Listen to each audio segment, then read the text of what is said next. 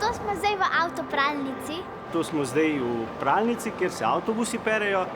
Tlele je črpalka, najprej jih natankamo, pa grejo pa tlele na kanal, tukaj jih pregledajo. Če imajo dosti tekočin, olja, pa hladilne tekočine, pa gre pa naprej skozi krtače.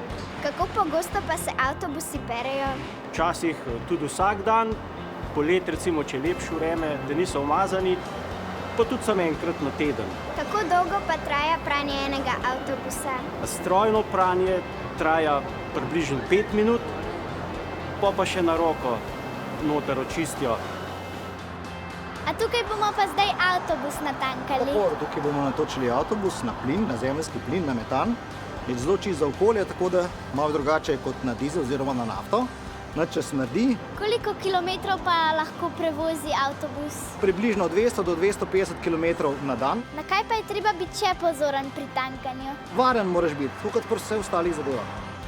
Gospodična, mi boste pomagali natočiti tole vozilo? Ja. Super. Boš ti začela? Na katerem številki imamo mi vozilo? 2. To pomeni, da boš pritisnila tukaj 2. Kar malo bolj pritisnila. Bravo.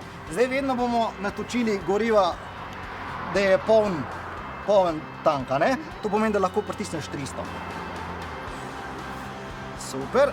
Zdaj pa tle narisana, da je treba dati plačilno kartico. Isto kot naprimer na bankomatu. To boš pa ti meni pomagala.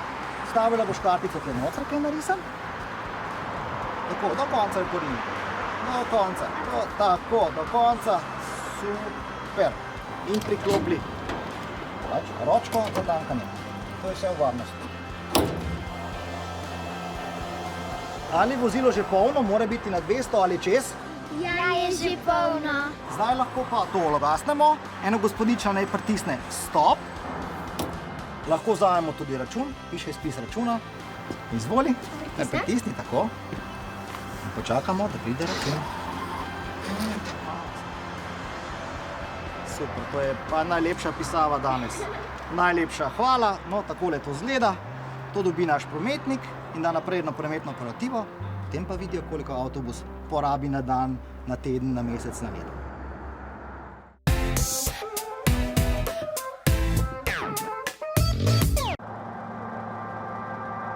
Koliko potnikov pa sprejme ta avtobus?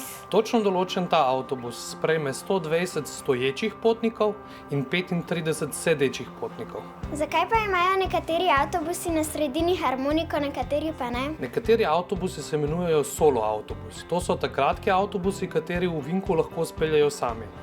Ker so pa teli daljši avtobus, rabijo lomljivi del, tako da lahko speljajo ovinek normalno. A je treba imeti za avtobus kakšen poseben izpit ali imaš lahko samo izpit za avto? Izpit kategorije D, to je za avtobus, ter opravljen izpit nacionalne poklicne kvalifikacije za voznika. A vozi avtobus vedno samo po eni liniji? Ne, vsak dan vozniki dobivamo razpored, katero linijo vozimo in kateri avtobus. Dogaja se večkrat, da vozimo lahko različne avtobuse na različni liniji ali pa isti avtobus na isti liniji. Kaj se zgodi, če kakšen potnik noče plačati vozovnice? Ja, voznikova dolžnost je, da potnika lepo in diskretno opozori, da ni plačal voznine.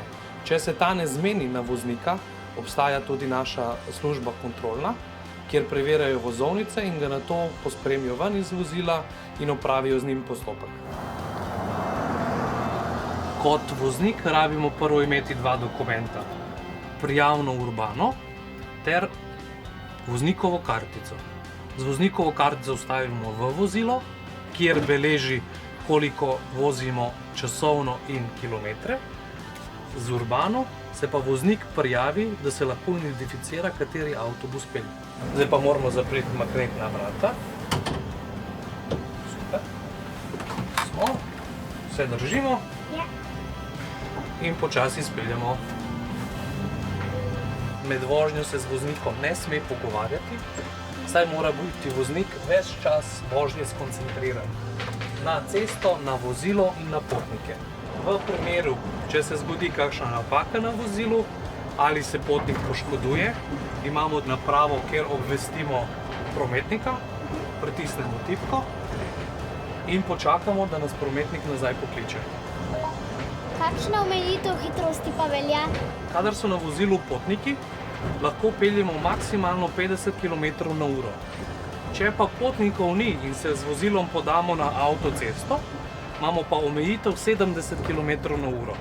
To velja za mestni promet, za mestno vožnjo.